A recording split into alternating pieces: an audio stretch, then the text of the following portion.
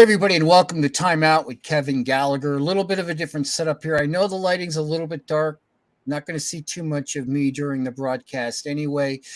But, folks, I'm Kevin Gallagher. Thank you for joining us on our program tonight. We are live here as we tape this, and normally you'll see us on a Friday night at 8:30 p.m. and also that's 11 a.m. on a Monday morning. So you can check that out here locally in Connecticut. Otherwise, anytime you want out on the web. And folks, we're here with Tim Kynes. He is a radio show host that is on the Truth Be Told Radio Network. He has a show called God Save the King. And we're going to be talking about an interesting subject tonight because what he specializes on is the time period of Christ and 2,000 years ago and everything that was going on. And there's a lot that I had come across when talking with him when we did a series of shows around Christmas time last year in 2021. We did, I think, 6 shows and never really repeated anything. And we took a different look at what was going on in the time period.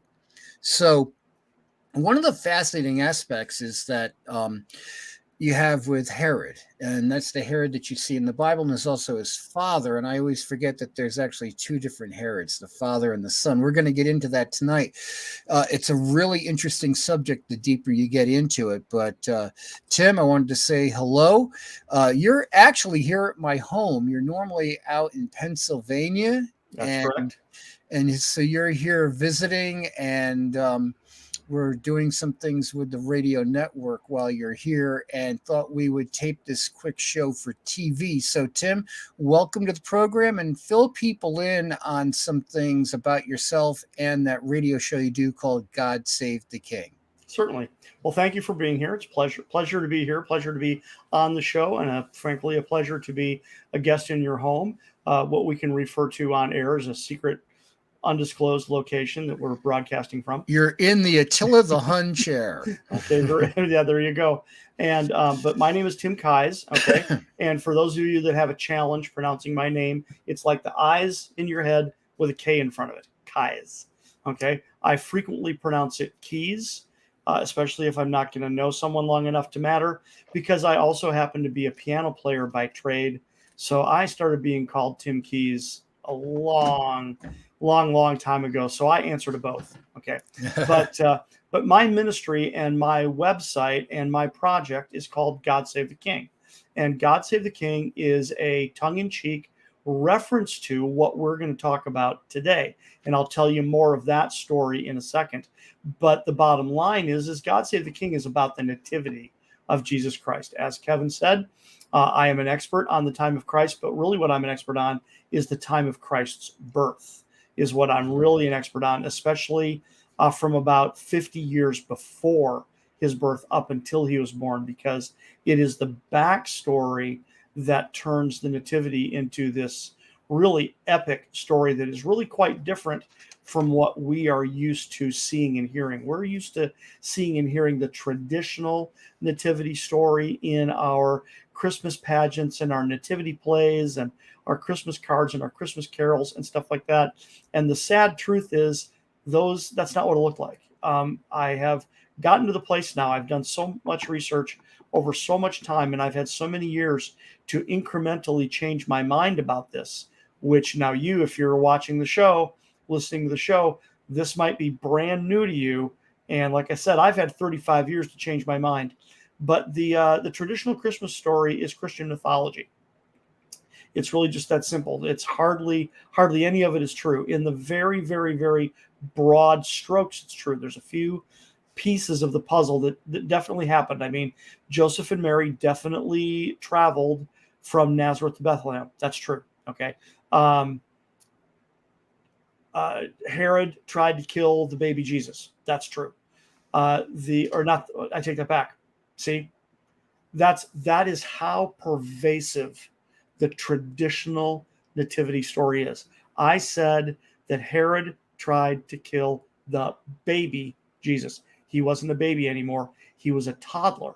He was about 15 months old when Herod tried to kill him. And that's why Herod allowed a margin for error of up to 2 years old. So See? let me stop Wow. you there and just say, hey, he I know in every biblical text that you look at, it is saying that Jesus was a toddler. There's different words for toddler in the Greek than there are for infant, and so that's how we know that. And Hmm. also, you have other factors: how long it took the wise men, or what people would, for the magi, who we refer Hmm. to as wise men, how long it would take them to journey. There's a whole bunch of factors, and the other thing is, why would Herod want to be so bothered by the fact that he was born that he would just try to kill him to begin with? Well, that's what we're going to talk about today. So let's just launch right into that Go because right ahead.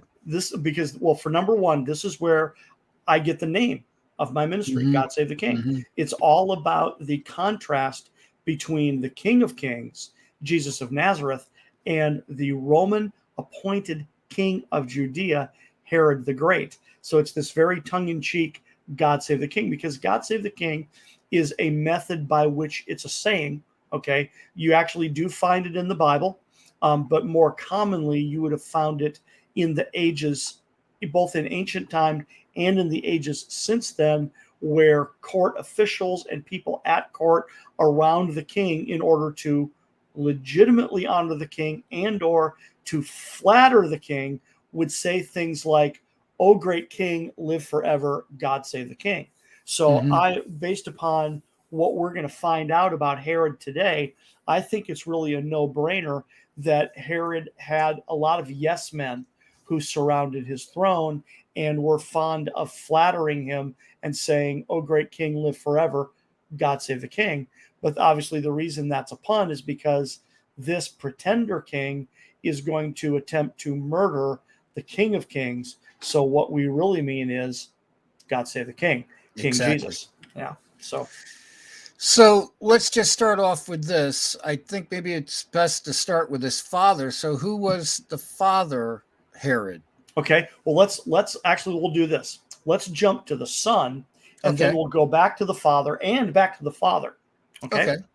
So there are two Herods that are prominently mentioned in the Bible.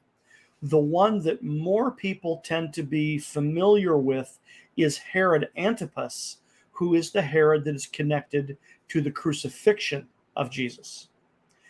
So that's Herod number one. Now, Herod number two is the Herod that we are focusing on, who is the father of Herod Antipas, who is known as Herod the Great. And he was the Roman appointed king of Judea from 37 BC until his death in 1 BC. And Okay. then the father of Herod the Great, his name wasn't Herod, his name was Antipater, but Antipater factors into the story. So it does make sense to mention him here and talk a little bit about who Antipater was as well. Got it. Well, please continue. Okay, well, let's start with exactly that, right? Let's actually back up a little further and get a little bit of a running start, and I'll tell you who Antipater was, and then therefore who Herod was, right? So we are well aware biblically that the nation of Israel was dominated by several foreign empires beginning in roughly 600 BC. The Babylonians conquered Israel first, then the Persians captured the Babylonians, and then the the Persians conquered the Babylonians, and then the Greeks conquered the Persians. So by the middle of this, and then the Romans are going to come next, which we'll get to, right? So Babylon, Persia, Greece, Rome. So in the middle of the 2nd century BC, Israel is under Greek hegemony, a fancy word that means under their rulership. Yeah. And the Greeks of that region, of what would in the ancient world would have been called the Near East. They didn't call it the Middle East back then. They called it the Near East, and that would be the right immediately to the east of the Mediterranean. So what would be modern Syria, Lebanon, Israel, and Jordan. Not so much, although it's included, but not so much like Iran and Iraq, okay? Hmm. But mostly Asia Minor, Turkey, okay? Syria, Lebanon, Jordan, Israel. That would what was referred to as the Near East. Okay, so the Greek rulers that were set up in that area, they controlled the Bible lands, and they had the Jews under their thumb, and they treated them with tremendous cruelty. And then by the middle of the 2nd century BC, a Syrian Greek ruler by the name of Antiochus IV, Antiochus Epiphanes, he actually basically declared Judaism illegal, is really what it boiled down to. He didn't declare the religion illegal, but he declared everything that they needed to do to practice their religion illegal. So effectively, he made it illegal by you couldn't keep a copy of the Torah. That was illegal. Okay. You couldn't eat kosher food. That was illegal. Right. So he just is making a giant mess out of the Jews under his care, quote unquote. And the Jews just had a belly full of it. They couldn't take it anymore. And this is what gave rise to what is commonly referred to as the Maccabean Revolt. A man living in the town of Modin was asked to assist in a sacrifice of a pig, and he just went, nope, not doing it. So he killed the Jewish priest who was going along with it. He killed the Jewish priest, and then they killed the Greeks that were overseeing it. And then he and his sons rose up in rebellion and took out the entire Greek garrison that was stationed there and began this rebellion. And so the number one son of the father, his name was Judah Maccabee. So that's where we get the name. And most people know about Judah because Maccabee, translated from Hebrew, is supposedly means the hammer. So he was known as Judah the Hammer, Judah the Maccabee. And then it was this man whose name is escaping me at the moment. I can't believe it. I can't remember his name. I can't remember Judah's father's name. But he's the one who instigated the rebellion. Judah, his son, followed right with him. And then he had several brothers. Judah had several brothers. So they became the new de facto royalty of this little new independent kingdom called Judea. Now, I say little independent kingdom because that's exactly what I mean. It was not very big. It was only in and around Jerusalem for maybe 20 miles. It really wasn't all that big. But immediately Judah and his brothers who ruled after him, his son, his brothers, and then his brothers' sons who ruled after Judah, they immediately began to expand because in their mind, they're remembering the covenant. They're remembering the covenant that God made with Abraham, Isaac, and David, that unto your descendants I will give this land. And the land is stipulated in the book of Genesis as going from the river of Egypt to the Euphrates. So that's much bigger, number one, than even modern Israel. And then number two, way bigger than this little dot, around Jerusalem. But at any rate, like I said, Judah and his brothers and their sons, they became this new kind of de facto royalty, and they started to expand the kingdom. They expanded into Samaria. They expanded into Galilee. They expanded into Idumea, which is south of Judea, around the Dead Sea, and things like that. And when they conquered Idumea, now Idumea is the Latinized version of Edom. Okay, got it. Now traditional Edom is actually to the east of the Jordan, but the Edomites migrated. So by this point in time, Idumea is southern Israel, south of the Dead Sea. Okay, so you go through several generations of these Maccabean leaders, also known as the Hasmoneans, different name for the same group of people. You go through several generations and you get to the point in time roughly between about 75 BC and about 60 BC. And what you had happen at this point in time is you had the king, quote unquote, and I put that in air quotes because, see, after when they came back from the captivity, the Jews were allowed to reestablish temple worship. So they were allowed to reestablish the hereditary priesthood, but they were never allowed by the dominating government, whether it was the Persians or the Greeks. They were certainly never allowed to reestablish the hereditary monarchy. That was right. no way are we going to let you guys do that. So they had reestablished the hereditary priesthood, but not the hereditary monarchy. But now they've got this family, right? The Maccabees, the Hasmoneans, who are de facto royalty. They're acting like royalty. Initially, they only used the title high priest. They didn't initially use the title king. They simply used the title high priest. But like the third or fourth one in, by the time you got through 2 or 3 generations there, one of them, I think it was Aristobulus the first, actually took upon himself to call himself king. All right. And then you get a couple of generations later, Aristobulus died, and then the next king, I think, was John Hyrcanus.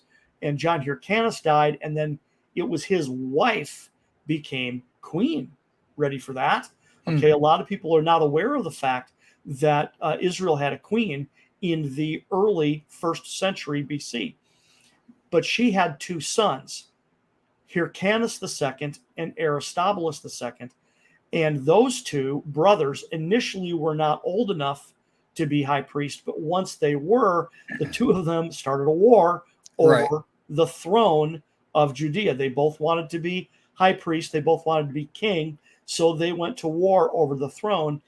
And both of them initially appealed to Pompey Magnus, Pompey the Great, the Roman general, who was in charge of that part of the world for the Romans, right? You had the Roman province of Syria directly to the north, and the Romans therefore considered Judea to kind of like de facto kind of belong to them, right?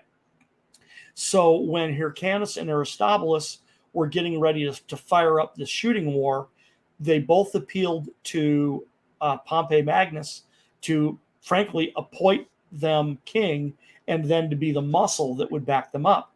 And Pompey picked Hyrcanus. So he made his choice. But that, of course, inflamed Aristobulus. And this isn't part of our story immediately today, but it factors in. So we'll go ahead and mention it.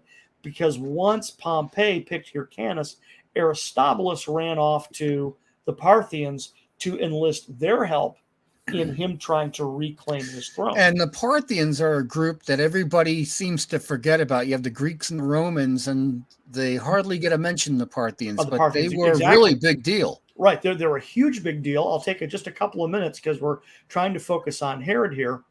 But when Alexander Great, quote unquote, conquered the known world, right, that meant all the way from the Mediterranean all the way to the Indus River in India, this huge, big, giant chunk of land. Massive area. Massive area. So when he died, his generals couldn't control it. It was just too big. So that area got appointed to a general named Seleucus. And Seleucus just could not maintain control over that giant region. So it didn't take very long for little independent regions to start popping up and declaring their independency from the Greeks, right? And one of the first, not the first, but one of the first was a province at the southeast corner of the Caspian Sea called Parthia. And Parthia declared their independence from Greek rule, and they rose up in rebellion, and they regained their independence. But then over the next 200 years, they steadily moved westward and reconquered everything that Alexander had conquered.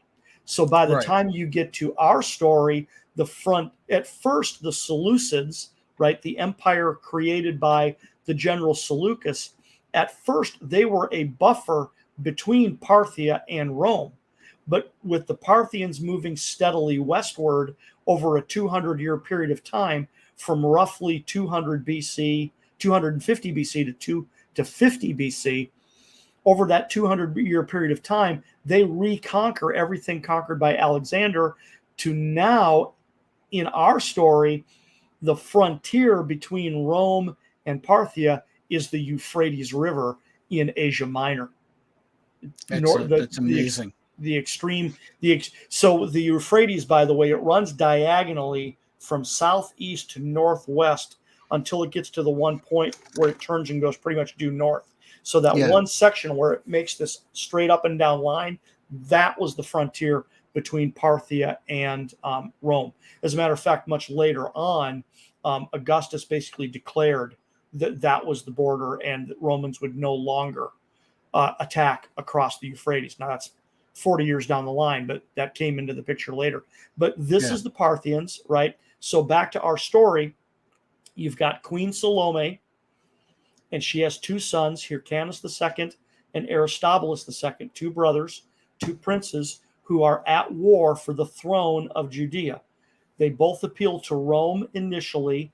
Rome picks Hyrcanus. So now Aristobulus takes off to the Parthians to try to get them to back him up. Okay. Now, meanwhile, back in Judea, this is now where Herod enters the picture. Okay. Mm-hmm. Because Hyrcanus had a court official named Antipater. And it's not a secret. I'll go ahead and spill the beans. Antipater is Herod's father. Okay. Mm-hmm. But Antipater is an Idumean. So remember me mentioning Idumea a little while ago when the Maccabees when the Maccabees declared the independence of Judea, it was this teeny little kingdom, this teeny little dot. And then over the next several decades, they start to expand. Mm-hmm. And they go after Samaria, they go after Galilee, they go after Idumea. Now the Idumeans, like I said, they are Edomites, which means they are descendants from Esau. Okay, the brother of Jacob, all the way back in Genesis in the Old Testament. And what does the Bible tell us about Jacob and Esau? They didn't get along too well. They didn't get along. Jacob have I loved, but Esau have I hated, right?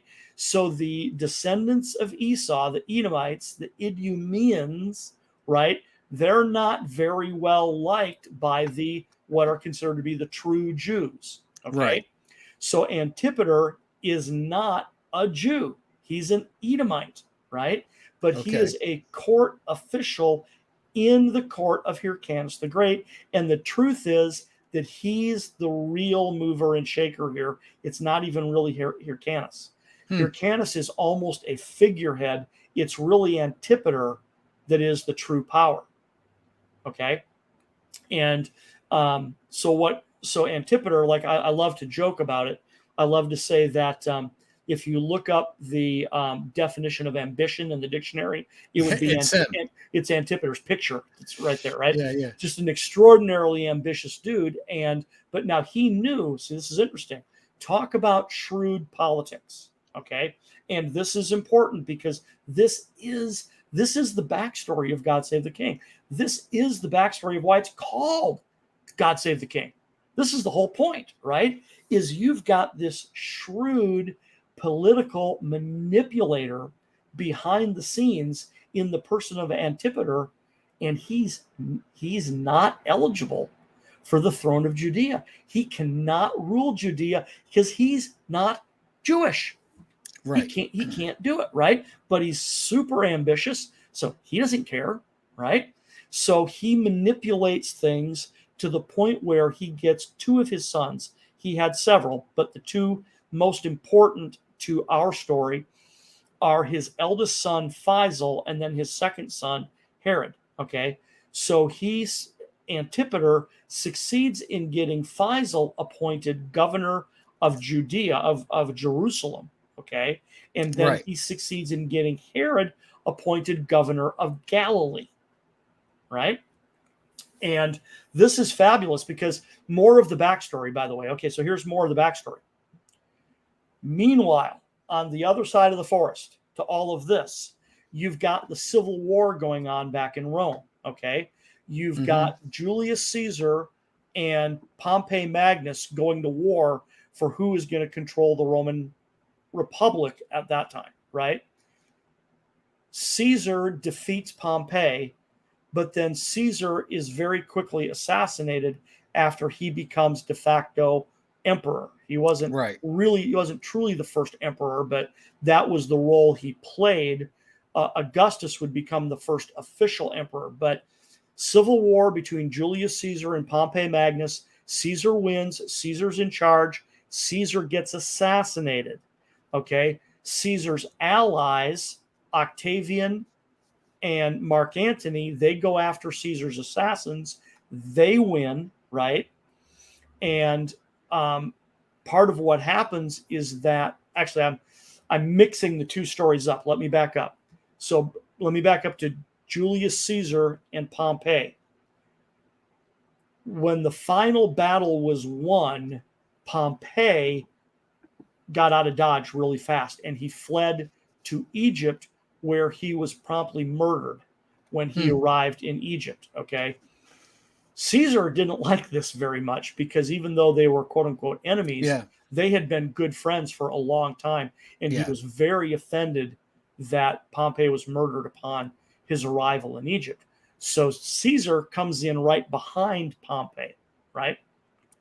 Because what they're doing is, in addition to expanding Roman power, they're also mopping up the last of Alexander the Great's empire, right?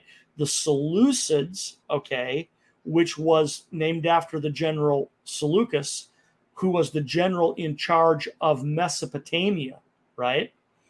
He's out of the picture at this point. But the last remnant of Alexander's empire is the Ptolemaic Empire. This is Egypt, okay? Because this was another general of Alexander the Great named Ptolemy, and he was appointed to control Egypt, and it's his descendants that have sat upon the throne of Egypt for roughly the last 250 years.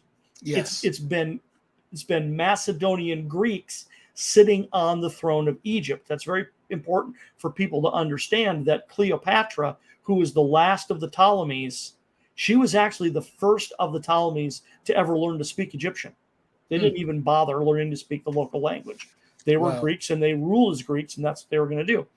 But at any rate, Pompey flees to Egypt. Caesar follows close behind, and then he starts consorting with Cleopatra. But he wasn't able to do that right away because, here you go, God save the king, right? It's all about these battles over the throne everywhere in the region. When Caesar arrives in Egypt, there's a civil war in Egypt, and it's between two siblings over the throne of Egypt, okay?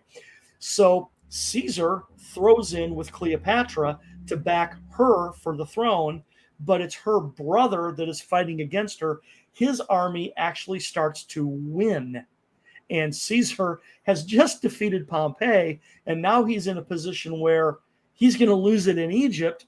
And guess who comes to the rescue but a combined Jewish, Idumean, Sumerian, and Armenian army that's north of Israel, led by Antipater. Wow. Okay, so Antipater comes to Julius Caesar's rescue in Egypt with a Jewish army and an Armenian army that came from up north, right?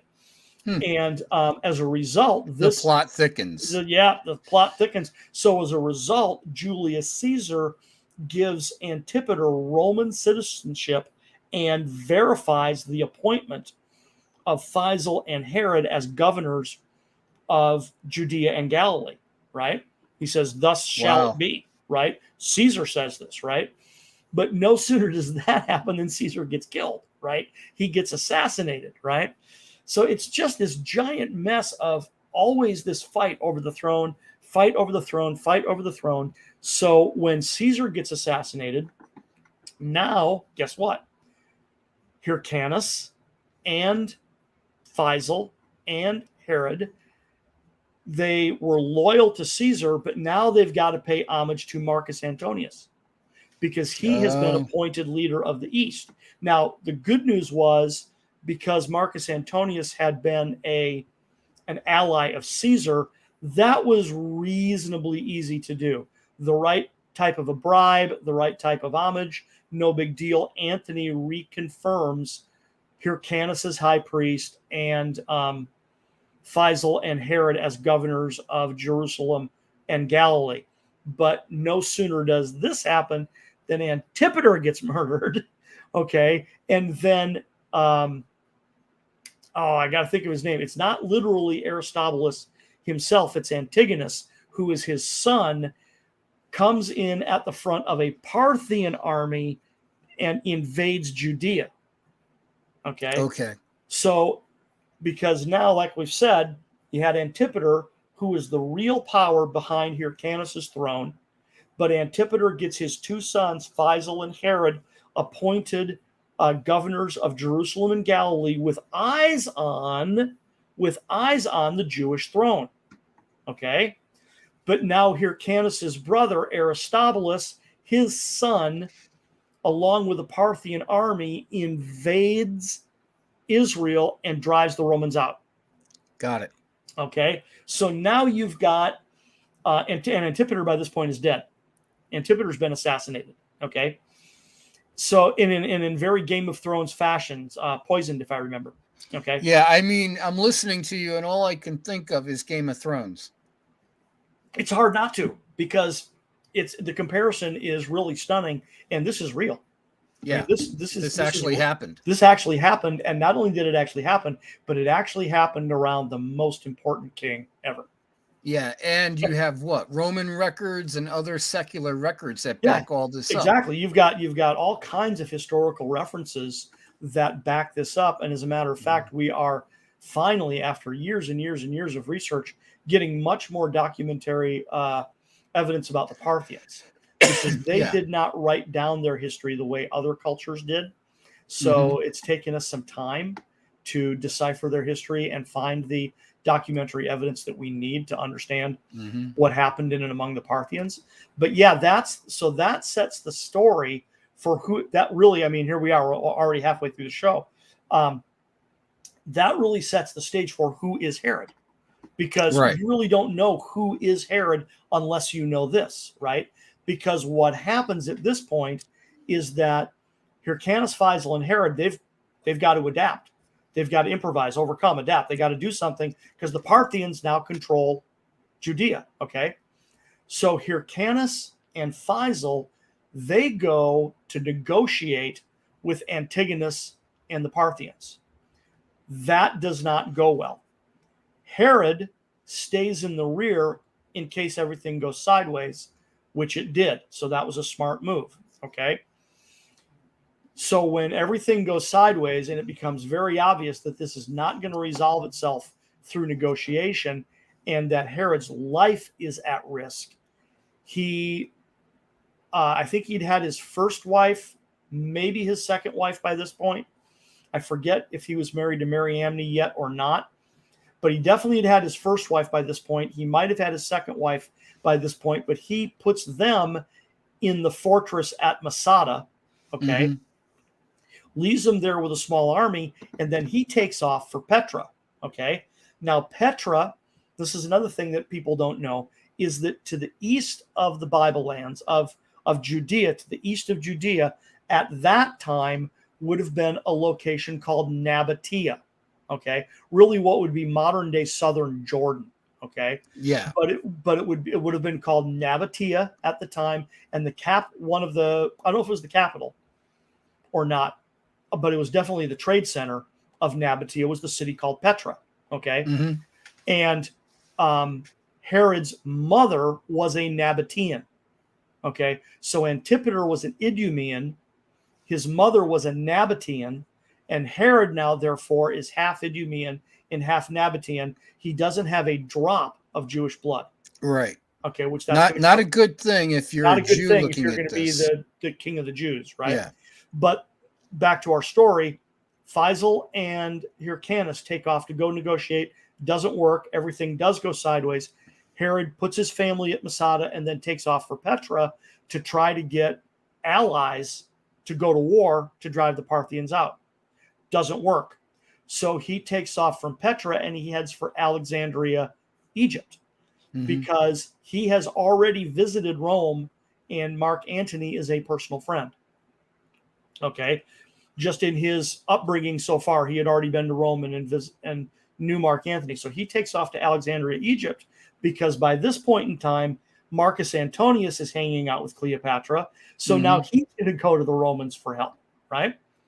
So he goes to Alexandria. He meets with Cleopatra. Marcus Antonius is not there. Marcus Antonius is back in Rome. So Cleopatra puts him on a ship, sends him to Rome. Meanwhile, he en route to Rome, he gets word that his brother Faisal has either been murdered or has committed suicide. We're not sure exactly which it is. He may have committed suicide because he was going to be executed. So it's kind of one and the same, right?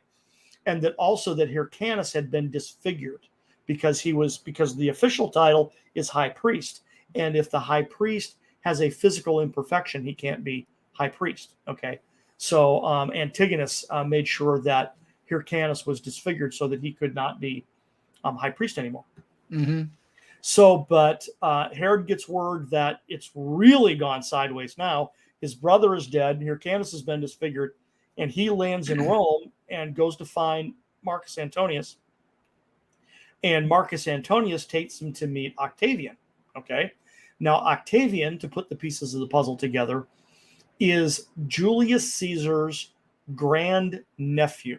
And during Julius Caesar's lifetime, somehow, we don't know precisely sure, the two of them became very close, that Julius Caesar and Octavian, Gaius Octavian, just became really, really, really close because Caesar didn't have any male heirs.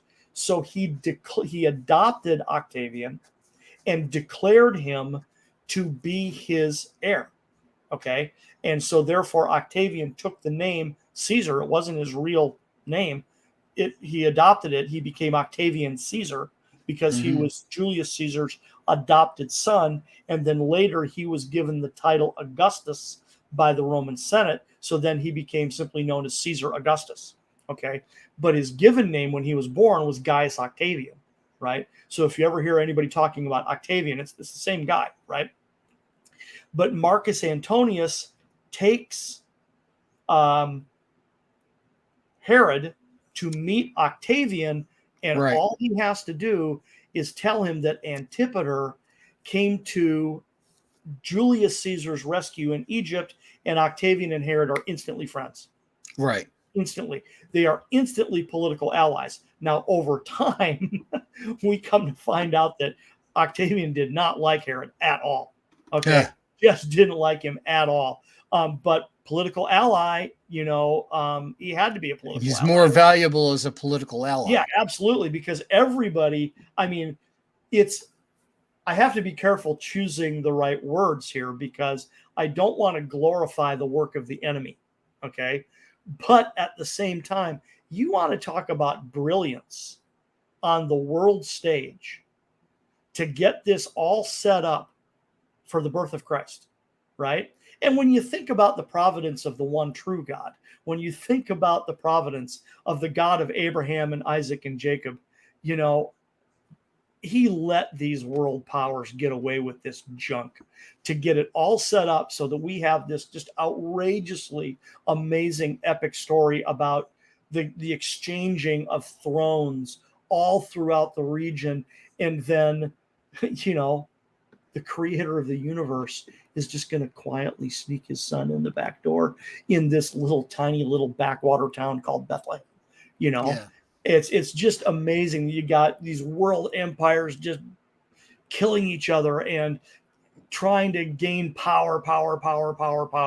And then God is just, watch this, hold my beer, watch this, and just sneaks Jesus in the back door. I mean, just amazing. So, what you kind of know, even if you don't know, what happens next, which is that Octavian and Marcus Antonius, they take Herod before the Roman Senate and say there would be no better king of Judea than this guy here.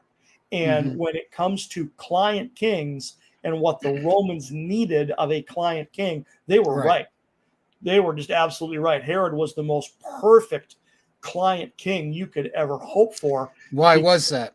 Well, the reason, number one, he was an accomplished military leader, okay, already at a very young age. He's not very old, right? He's a whopping 30 years old at this point. Okay.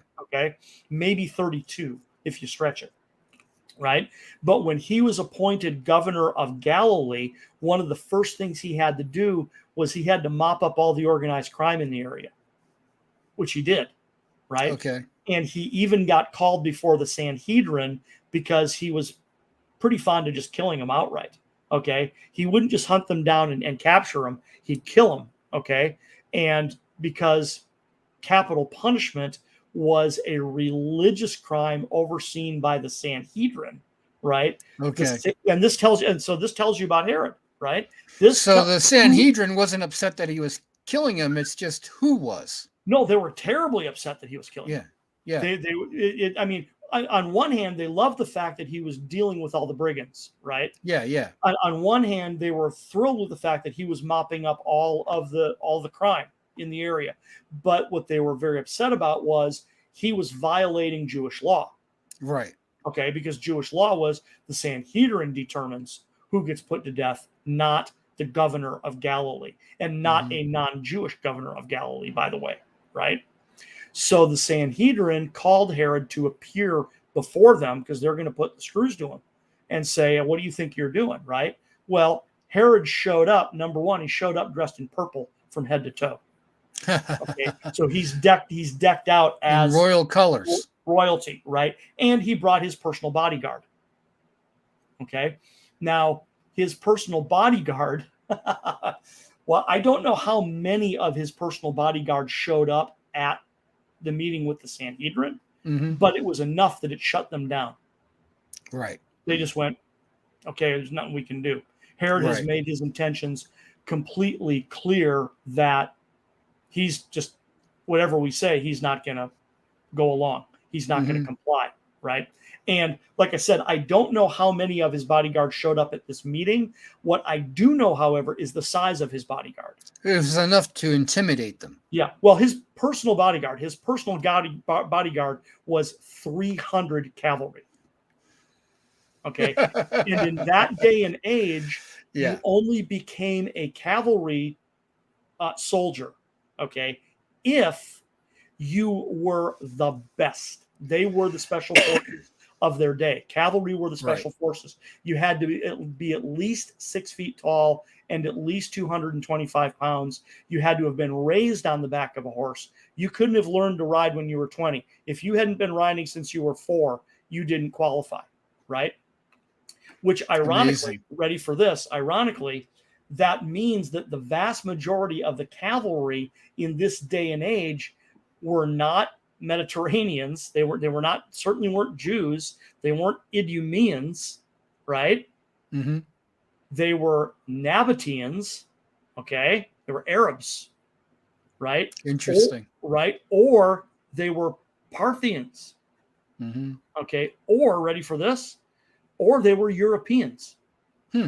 Herod had Germans and Gauls in his personal bodyguard. Germans, like Germans in his personal bodyguard. And French, Gauls, French in his personal bodyguard because they qualified. See, and what probably happened, we don't know this for sure, but probably what happened is that they got recruited by Caesar all the way back then, right? Because what Herod was doing was he's copying the Roman model. That's what he's doing all day long. He's just copying the Roman model. But at any rate, he mops up Galilee. He gets called before the Sanhedrin. Then the Parthians invade all this stuff. He goes to Petra. He goes to Alexandria. Now he's in Rome. The Senate is appointing him king of the Jews.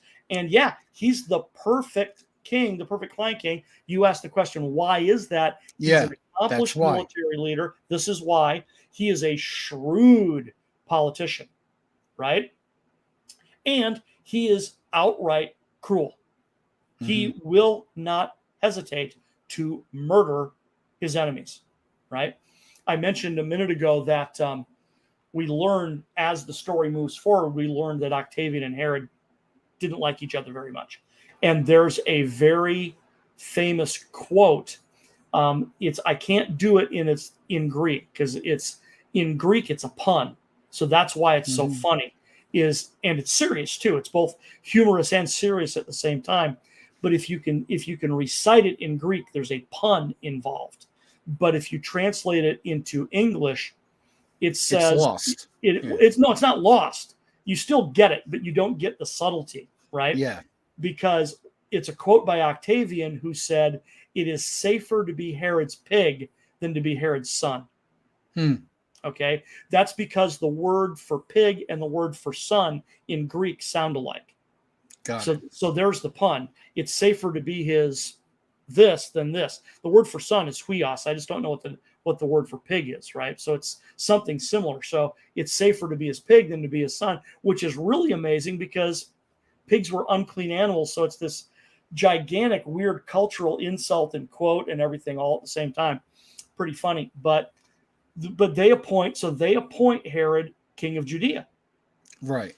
But now in our story, take note, they don't have it to give. Rome's not in charge of Judea at this point. They just got pushed out by the Parthians, and Herod had to flee for his life. Mm-hmm. And now he's standing in front of the Roman Senate, and the Roman Senate appoints him king of Judea.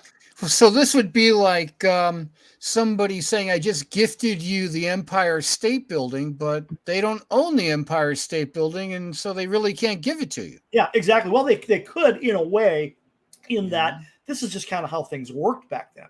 You've got major empires. You got two superpowers. Pardon me. You got two superpowers gobbling up land as quickly as they can, right? And then even if they don't control the land, they want to control whoever the vassal king is, right? See? So you've got Rome. Oddly enough, a lot of people don't know this. There was a vassal kingdom directly north of Judea called Emesa, Emesa, right? In what today would be Syria and a little bit of Lebanon, okay? So that was a client kingdom of Rome, okay? Nabatea was also a client kingdom of Rome. And now you've got Judea becoming a client kingdom of Rome, right? So this is common political maneuvering of the day and time, is that even if they didn't directly control the land, which is why, see, Judea did not become a Roman province until 6 AD. And I'll say a little bit about more of that in just 1 second here. But yeah, Judea was not originally a Roman province. It was a Roman client kingdom, which was, if they didn't control it directly, they'd control it indirectly. So what the Romans did, however, is that, number one, Herod had his own army. Herod had his own army that he recruited back home. And the strength of his army, I don't know if his army was at its peak at this time, but it was about to be. Within the next couple of years, his army was going to be at its peak. Herod's army is estimated to be at about 30,000. And then I had this wrong for years. Somewhere along the line, I came across a factoid that has turned out to be factually inaccurate. So here I am on screen, on the internet, officially recanting my previous position and getting the facts straight, because that's what good research means. I had heard years and years and years ago that the Romans gave Herod 11 Roman legions to retake Judea from the Parthians. And that's not true. They didn't give him 11 Roman legions. Number one, the Romans did not loan out their legions as general practice. It would take an extraordinary event for the Romans to loan a legion to anybody and put them under somebody else's command. But in this case, they did. But it was 2 legions. It wasn't 11, it was 2. And maybe it was the Roman numeral 2. I have no idea. Maybe that's why I misunderstood. But at this point, there would have been Roman legions in the region, okay, in Roman Syria, under the command of Mark Antony, okay, because he was in charge of Roman Syria. So when they gave Herod the kingship of Judea, now Herod's got to go back to Judea, and he's got to ramp up his army, and then they're going to loan him a couple of legions. And they did put a Roman general in charge of those legions, but then between the two of them, it takes 3 years. It takes 3 years, but they succeed in driving the Parthians from Judea so that Herod officially takes his throne in 37 BC.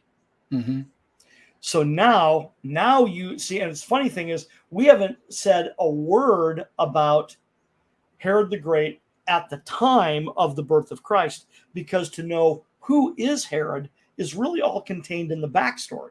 If you know the backstory, now you know who Herod is. Now, isn't he the one that totally revamped Caesarea? Yes. And he totally rebuilt Caesarea. Well, it wasn't rebuild it. It didn't exist. It didn't exist. Okay. Yeah. I've got an entire book on the subject that prophetically my sainted mother gave to me when I was like 15 years old. The book is called Caesarea on the Sea. because Caesarea, by the way, obviously that's an honorific. That's naming the city after Caesar, right? Right. It's Caesarea, right? Okay. So Caesarea on the sea in Latin is called Caesarea Maritima, okay, because it means Caesarea on the sea. One of Herod's sons, Herod Philip, he's the one that built the Caesarea that is by the Sea of Galilee that we read about in Jesus's adult ministry. When it says Jesus went to Caesarea, that's a different Caesarea. That's Caesarea Philippi, because it was there you go, two honorifics. The city of Caesar built by Philip, Herod Philip, the son of Herod the Great. Okay. Got it. So that's Caesarea Philippi. So you do have different Herods and you got different Caesareas, right? But yeah, Caesarea Maritima, Herod. So that's another reason why Herod was such a magnificent client king, was he was an extraordinarily ambitious and talented builder. He was really good at it. So he built a port city. The ports themselves, from what I've read, were just magnificently engineered. Well, yeah, they were, because like we said, Caesarea Maritima did not exist. Judea did not have a deep water port, and Herod knew this. So they needed a deep water port where heavy ships could come in and dock, okay, and therefore unload their cargo and turn Judea into a legitimate trading center, right? Got it. So in the port, so he had to create a port, right? In order to create the port, he had to create a backwater. And Herod or Herod's engineers, they knew how to manufacture a compound that they would put it in, they would make a giant wooden frame, and then they would pour this mineral compound into this giant wooden frame, and they'd put it on a boat, and they would float it out into the harbor, and then they'd sink the boat. Wow. And these minerals would drop this entire thing to the bottom of the ocean, right? The bottom of the Mediterranean Sea. And then the salt water would catalyze the minerals and create a breakwater. Wow. Yeah. Amazing. So it's just absolutely stunning what these guys did. I mean, it's really what they amazing. could do. But it's yeah, amazing. this is, who is Herod? This is Herod. Herod was this amazing character. I mean, he was a tyrant and an evil man. Make no mistake. Me sitting here calling him amazing doesn't mean I'm talking about how cool he was. But talk about talented, military leader, political leader, shrewd politician, manipulator, athlete. He was a major proponent of the Olympics. Yeah, I got about 4 minutes roughly. Yeah. So let's wrap this up with some final thoughts, and we'll have to do a part 2 with this. Absolutely. So some final thoughts are this, which is that now we know who is Herod. Okay, we've told you the backstory to the point where now you're going, okay, now I got a beat on this guy. Now I know what this guy was like. He's a tyrant. He's super intelligent. He's super talented. He's super shrewd. He's ultra cruel. He will murder someone at the drop of the hat. And here you go. He is not legitimate Judean royalty, but he marries legitimate Judean royalty. So you want to talk about Game of Thrones? Oh boy, you just created two factions going against each other like you wouldn't believe, because you've got anybody and everybody who hates Herod is now ready to get on the side of his wives and his children who have a better claim to the throne than he does. Right, a much better one. Much better claim, which is why this is called God Save the King, because Herod spends the next 35 years defending his throne against any challenger. Doesn't matter if it's one of his kids, doesn't matter if it's a foreign empire, it doesn't matter who it is. He is going to kill them. He also betroths his sons and his daughters to other dignitaries in the region. And this is why when the Parthians show up, right? And remember, this isn't three wise guys on camels, okay? This is an official ambassadorial entourage of Parthian magi coming to install the true king of the Jews. Because that was your question right away at the very beginning of the show. Yeah. Why would he care? Why would he even care? Well, this is because the magi, okay, and this is the other show, is who were the magi, right? Yeah. Is because part of their job was they oversaw royal succession in their empire. It was the magi who determined who the new king would be, okay? Right. If the king of Parthia dies, it's the magi who determine who the next king is going to be, and guess what just happened? The king of Parthia is dead. Okay. Yeah. So the Magi are looking for not just the new king of Parthia, they're also looking for the new king of the world because they discovered it in the stars. But this is their job description. They date back to at least to at least Daniel, and probably further. Yeah. Yeah. It's amazing. So, I mean, what you're talking about, not 3 guys coming in on camels, but from what I've read, there could have been 7,000 or 8,000 people, mostly military, coming into the city. And Herod's going, oh no. Yep. Because that's being deposed. Exactly. Well, that's that scripture in Matthew chapter 2 that we blow right by. We blow right by it and we don't even pay attention. It says that the Magi showed up. They asked, where is he who was born king of the Jews? In other words, where's the legitimate king? Right? Yeah. And it says, and Herod and all Jerusalem was greatly troubled. Mm-hmm. Whoa, stop, wait, time out. Talk about understatement, huh? Yeah, yeah. Herod and all 30 Jerusalem seconds, by the way, 30 is seconds. Greatly troubled because, like you said, he thinks they're being invaded. He's fought the Parthians before. They're coming to depose him and install somebody else. It's amazing, isn't it?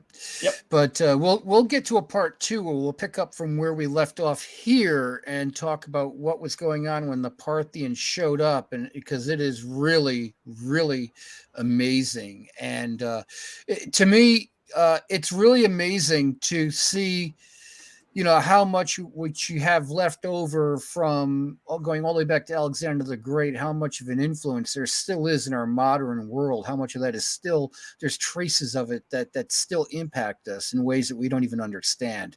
But folks, I'm Kevin Gallagher for Tim Kynes. I'm really, really happy to have Tim here, and I'm really glad that you're watching. We'll get to part 2 of this very fascinating subject next time. And folks, you can see us every Friday night, 8:30 p.m., every Monday morning at 11 a.m. on Channel 23. You can catch us on YouTube and other places, anytime you want, 24 hours a day. And we also play the audio of these shows on the Truth Be Told Radio Network, Friday nights at 9 p.m. So check it out there. Hey, everybody, thank you for watching. I'm Kevin Gallagher. Bye-bye.